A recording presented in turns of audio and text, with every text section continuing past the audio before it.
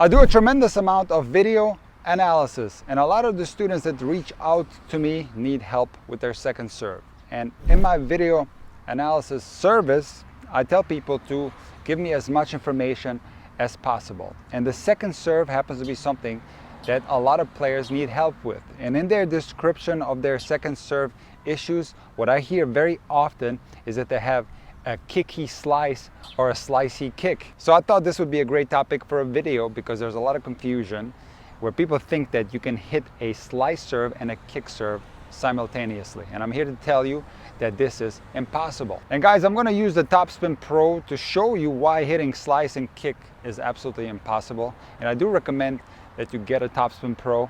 It is something that can help you tremendously visualizing the correct swing path, whether you're working on your forehand, your backhand slice, or your kick serve or your slice serve. This thing can help tremendously. I'm going to explain to you why hitting a slice and a kick at the same time is impossible. So first we have to understand topspin. So on a ground stroke, for example, we're going to make topspin by going vertically over the ball.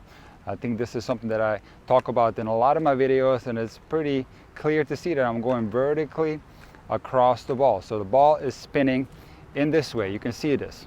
Now, this is something that's impossible to do on the serve. Why? Because we cannot get the racket to be completely horizontal to the ground. We cannot get this angle of the racket. We would have to let the ball drop too low. We wouldn't get full extension. And also the wrist would be in a really uncomfortable position.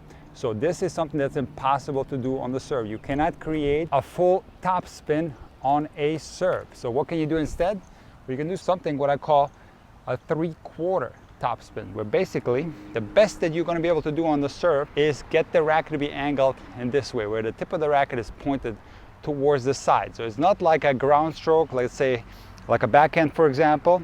We cannot get this angle of the racket, so the best that we can do on the serve is a position like this. And now when we approach the ball, we're going to be able to make it spin in this way. You can see the Topspin Pro is angled in the direction of my racket, and now the ball is spinning in this way. So this is very much a topspin serve, but it's a 3/4 topspin.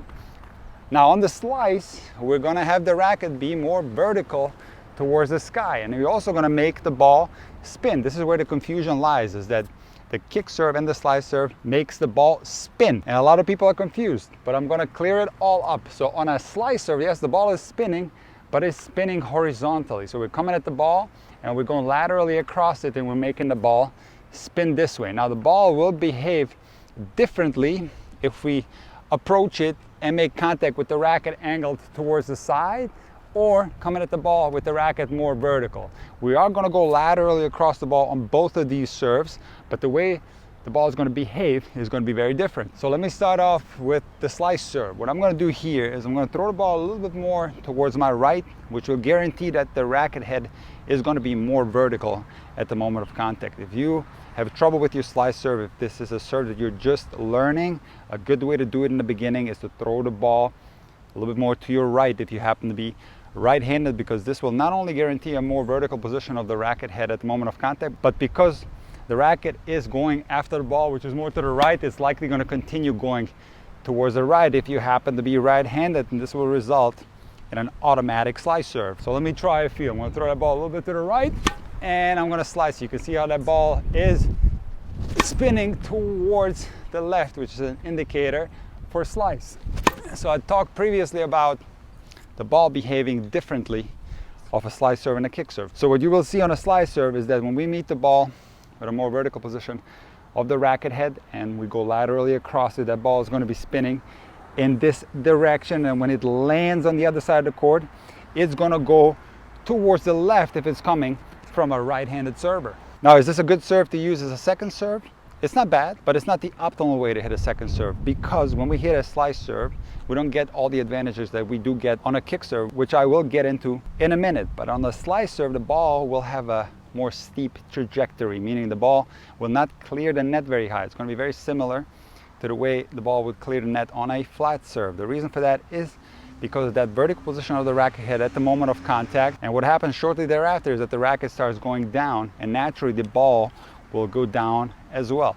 It's different on a kick serve, And again, I'm going to explain that in a minute, so make sure you stay tuned to the end of the video. But in any case, the slice serve is not a bad serve for a second serve because you are making that ball spin and you are getting more control because of that. Anytime you're making a tennis ball spin, you are gaining control. So this is not a bad serve to use as a second serve at all, but it's not as good as a kick serve. So what needs to happen on a kick serve are two things. We need to hold the position of the torso more sideways, so we can't rotate into the contact like we do on a slice serve. And also we need to get that toss to at least 12 o'clock or even more towards the left for right-handed players. What will happen naturally if you do those two things is that the racket head will be more angled at the moment of contact. And now when you laterally go across the ball, two things will happen. The racket will stay higher longer, which will guarantee a different trajectory of the ball.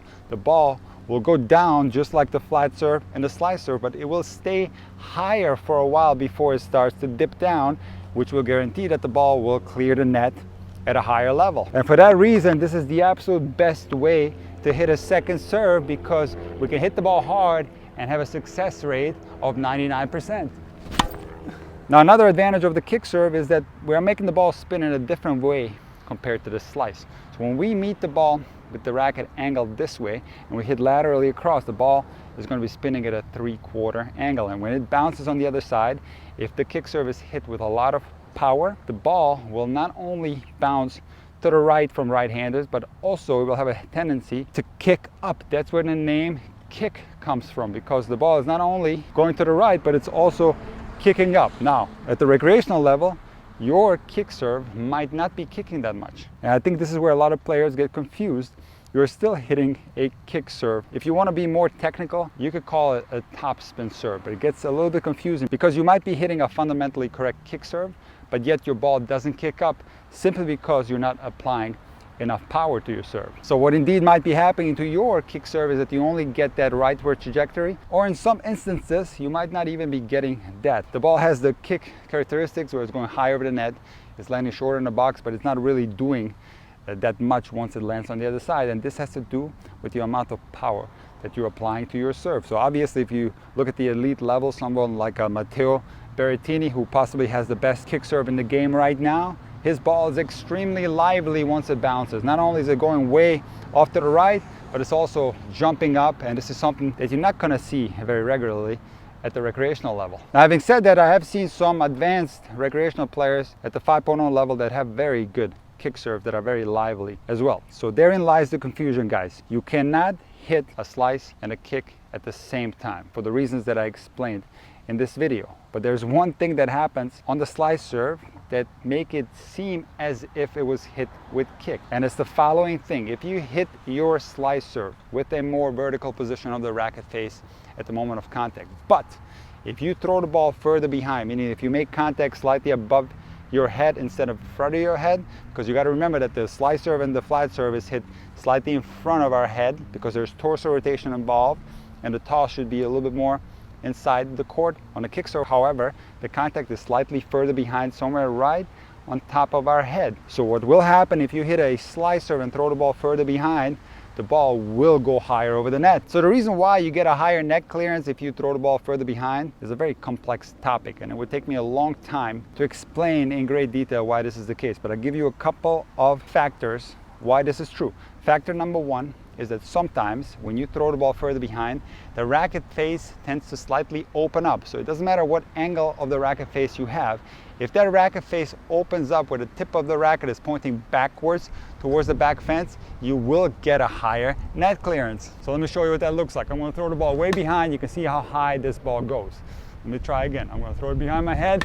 The racket face is slightly open at the moment of contact, and I get a lot of height. So now if I try to hit a slice serve with the correct slice contact point that's more vertical and the correct swing path, and I make contact back there, I'm going to get a higher net clearance.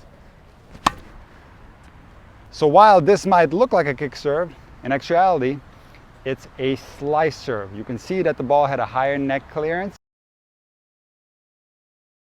but do not confuse this with a kick serve. The problem when you make contact too far back, when that racket face opens up, is that you will never be able to hit your serve at the max speed. You are forced to hit it softer, slower, because it's very easy to overhit the ball when that racket face is opened up. So what you must do on your slice serve in order to hit it at your max speed, you must throw the ball inside the court, and naturally what will happen is that the net clearance is going to be a lot lower. Another reason why you're going to get less net clearance if you make contact further in front is the level of your hand. So obviously if you make contact with your hand right above your head, the contact is going to be higher than when that hand is slightly in front of your head. You can see the difference here. Now it gets really complex depending on what body position you have. So if you have a serve that doesn't have a lot of body movements, your hand position is going to be even lower compared to high-level players. But generally speaking, the more in front the hand is, the lower the level of the hand will be, and therefore the lower the contact will be, and the less net clearance you will get. So guys, it is not wrong by any means to have a slice serve as a second serve. A lot of you guys are not at the stage yet where you can comfortably hit a kick serve in a match. The muscle memory is simply not there yet. You're still learning the kick serve. When this is the case, it is perfectly fine to use the slice serve. Even if you're talking about the high level, or even sometimes at the elite level, especially on WTA, you will see some players who use slice serves on their second serves as well. So this is not wrong by any means. However, the absolute best way to hit a second serve is to apply topspin, or in other words, kick on it. Don't get confused with the terminology. Don't worry whether your serve in actuality is kicking or not. You are applying topspin, what I call 3/4 topspin, if you employ the correct fundamentals. Take your time with it, get a lot of reps in, and it is by far the best way to hit a second serve. If you're confused like many of my students and think that you have a slice kick second serve, this doesn't exist. Most likely there are errors in your slice serve that need to be corrected if you want to advance in the game of tennis.